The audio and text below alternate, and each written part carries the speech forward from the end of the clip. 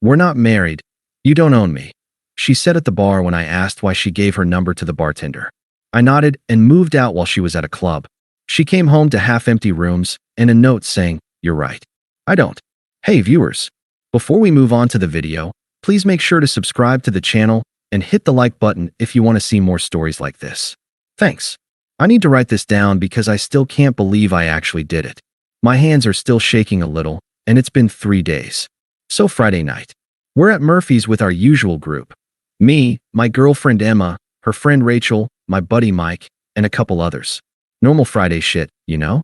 Couple drinks, some wings, nothing special. Emma's at the bar getting another round. I'm watching her because, I don't know. Lately I've just been watching. She's laughing really loud with the bartender, touching his arm, flipping her hair. The guy's eating it up, leaning in close. She comes back with the drinks and her phone out, smiling at the screen. New friend? I ask. Not even accusatory, just like, conversational. She doesn't look up. Just the bartender. He's funny. Cool, I say. What's his name? Now she looks up. Why? Just asking. His name is Tyler. Why does it matter? Mike's looking at his phone real hard. Rachel's suddenly very interested in her drink. It doesn't. Oh my God, here we go. She's loud now. People at the next table glance over. We're not married, okay? You don't own me. I can talk to whoever I want. My face gets hot. I didn't say you couldn't. You're doing that thing. That controlling thing where you ask questions like you're my dad or something. I asked his name, Emma. Yeah, well, it's weird. She takes a long drink. We're not married. You don't get a say in who I talk to or who I give my number to. The table goes quiet. You gave him your number? Oh my God. She laughs, but it's mean. Yes, I gave him my number. Because we're not married and you don't own me. Okay, we're just dating. Rachel laughs nervously. Maybe. No, I'm serious. I'm so tired of this. He acts like we're married when it's convenient for him, but then when I want to move in together or talk about the future, suddenly he's all, let's not rush things. That's bullshit, and she knows it. I'm the one who's been asking about moving in together. She's the one who said she needed space and didn't want to feel tied down. But I don't say any of that. I just pick up my beer and finish it. You know what? I put the empty glass down carefully. You're right. She blinks. What? You're right. We're not married. You can do whatever you want. I stand up. I'm gonna head out. Are you serious right now? Yeah. I'm tired. I pull out my wallet, drop $40 on the table. That should cover my half. Mike's standing too. Hey man, you okay? I'm good. Just gonna call it a night. Emma's staring at me like I just spoke Greek.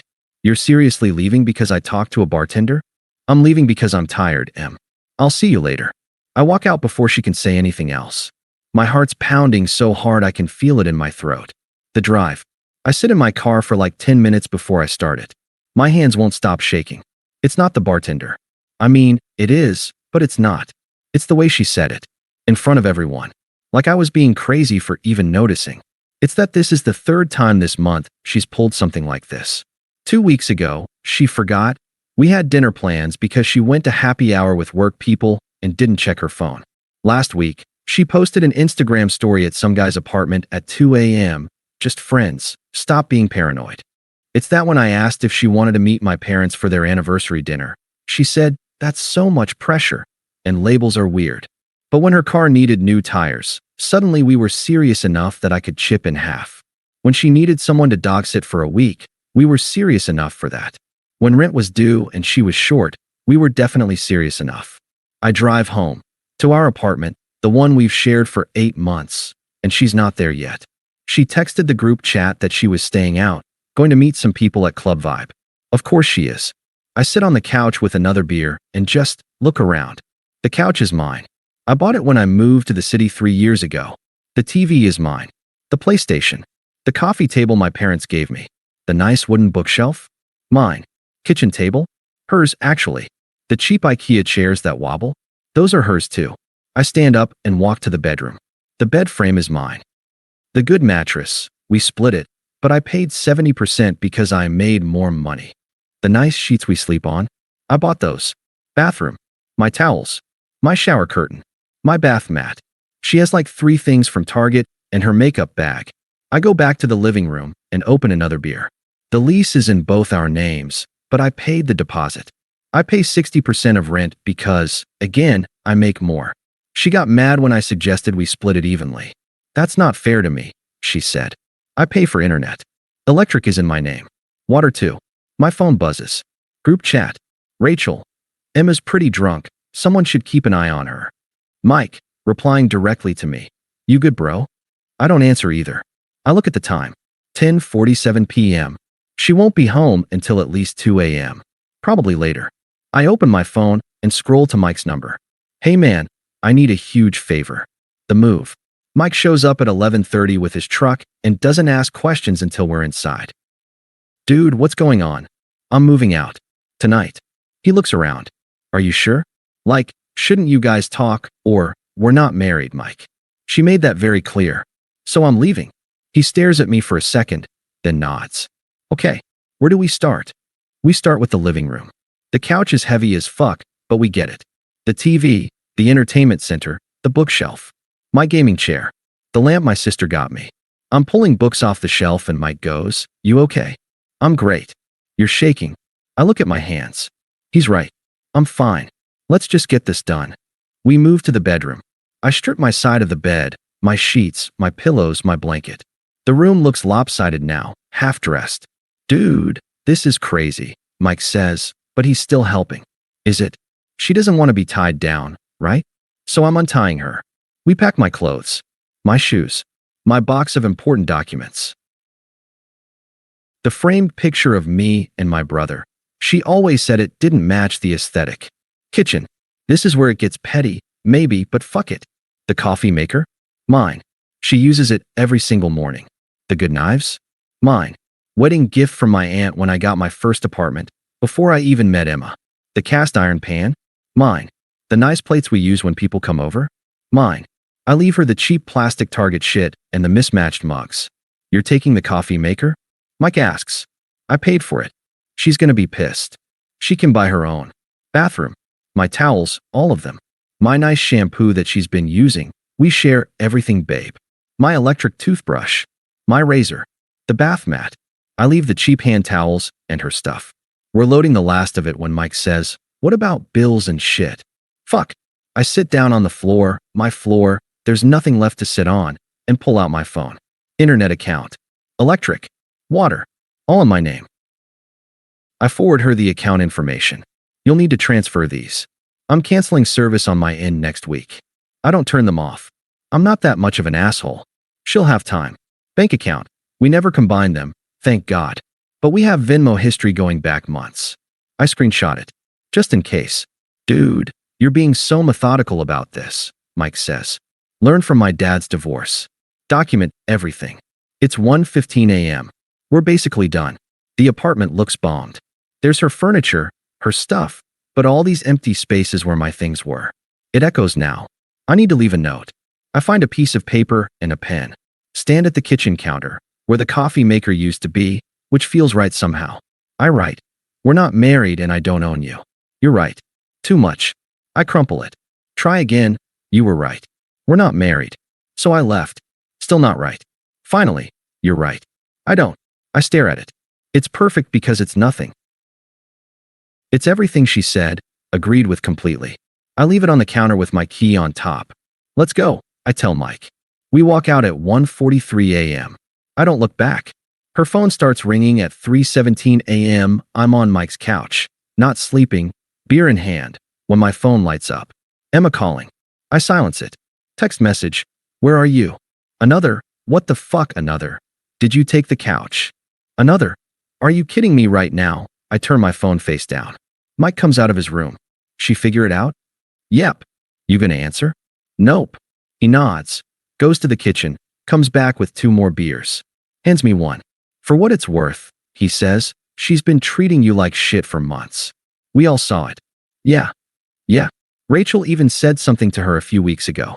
Told her she was taking you for granted. What did Emma say? That you were fine with it. That you liked taking care of her. I laugh, but it sounds wrong. Cool. My phone won't stop buzzing. I pick it up, scroll through.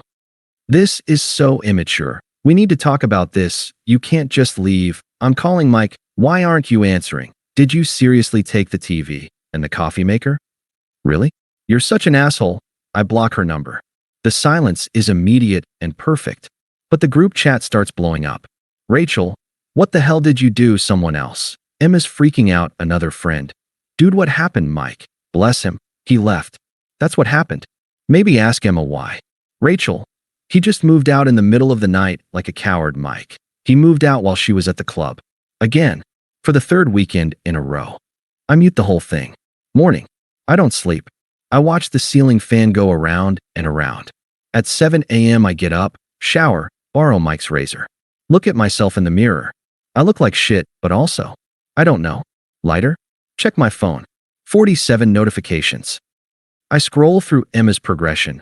3:17 a.m. Anger. What the fuck? 3:45 a.m. Confusion. I don't understand. 4:30 a.m. Bargaining. Can we please just talk? 5:12 a.m. More anger. You're insane. 6 a.m. Desperation. Please answer me. I realize she's been awake all night too. Mike makes coffee. Hands me a mug. Want to talk about it?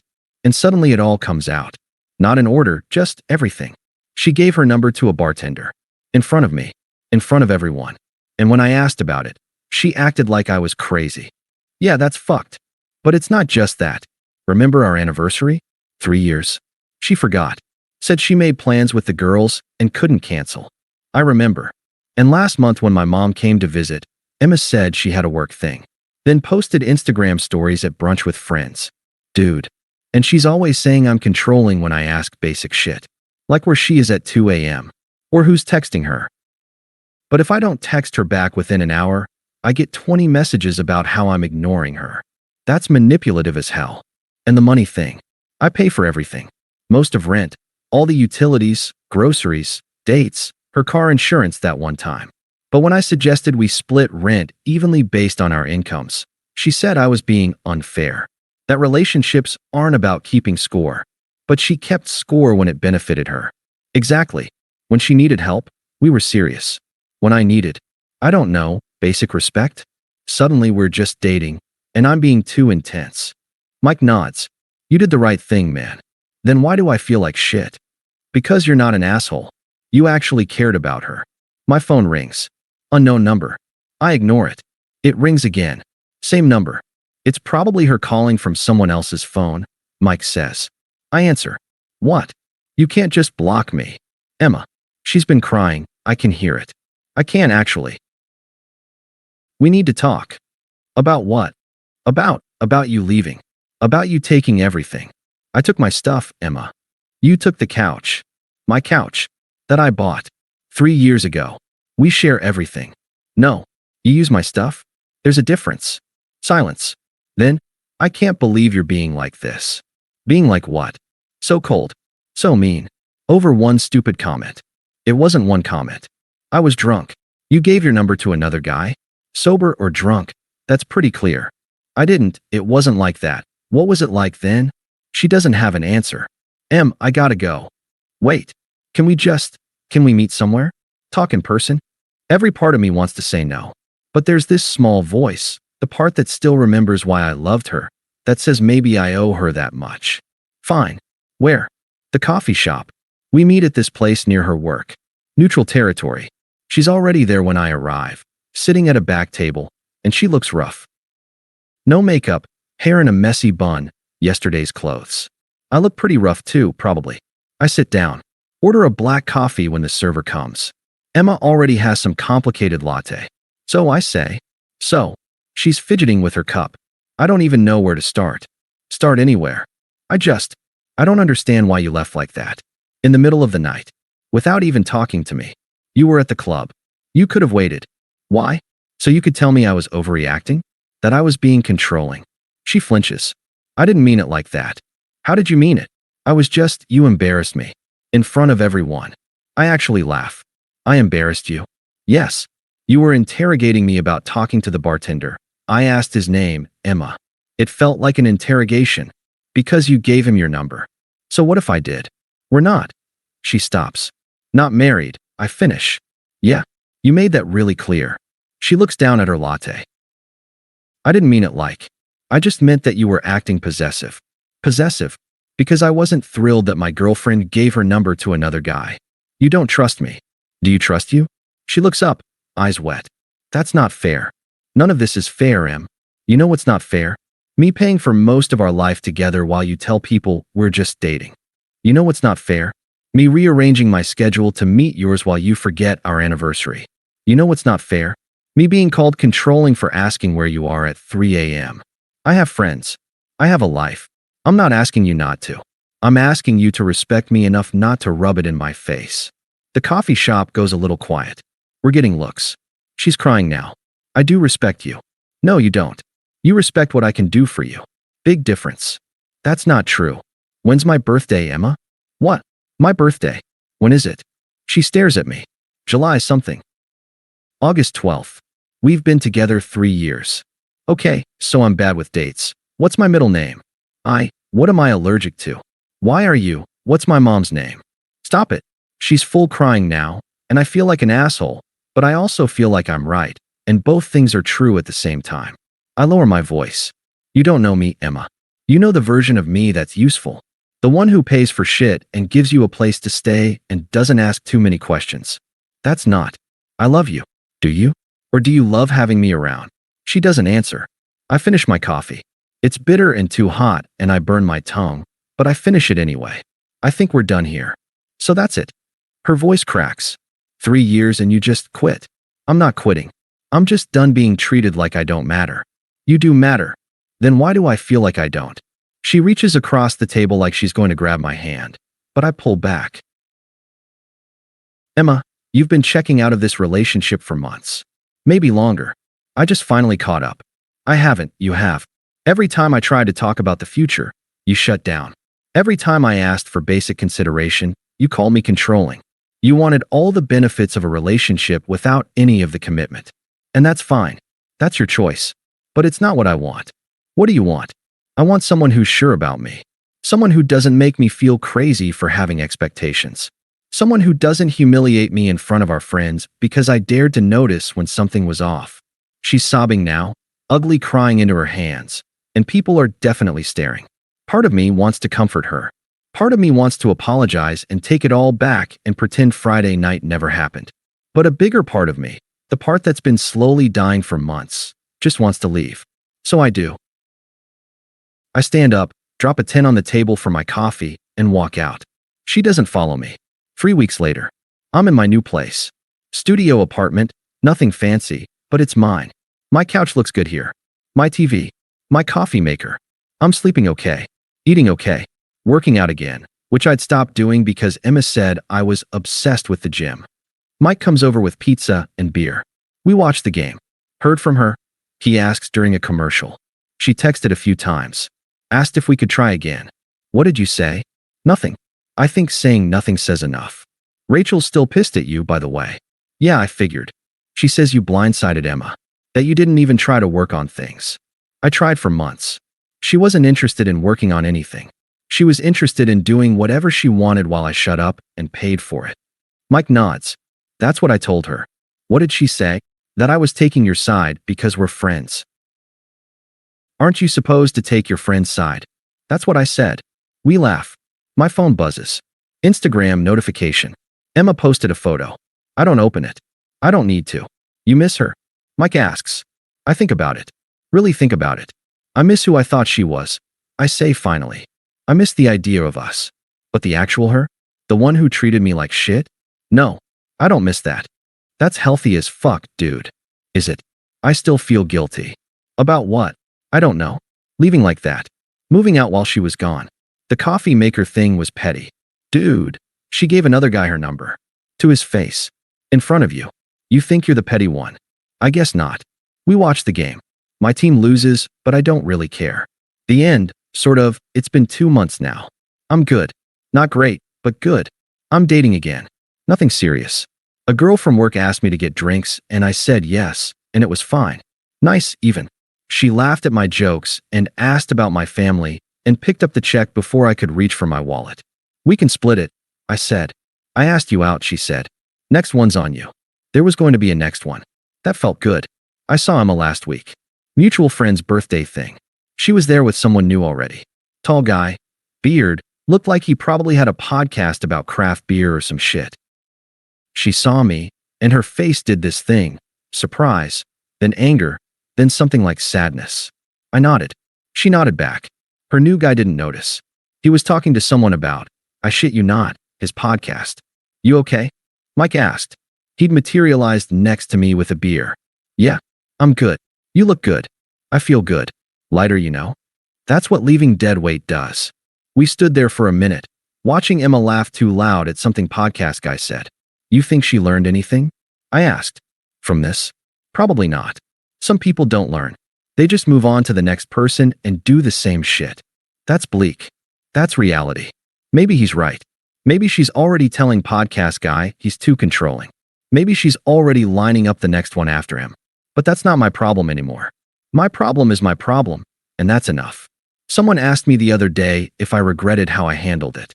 If I wished I'd done it differently. Honestly, no. Could I have handled it better? Sure. I could have had a calm, mature conversation. Could have suggested couples counseling. Could have given her a chance to apologize, to change, to fix things. But here's what I learned. You can't fix someone who doesn't think they're broken. And I was so tired of trying. So I left. In the middle of the night. With my couch and my coffee maker and my dignity. And you know what? I'd do it again. Because she was right about one thing. We weren't married. And I didn't own her. But I also didn't know her shit. Update.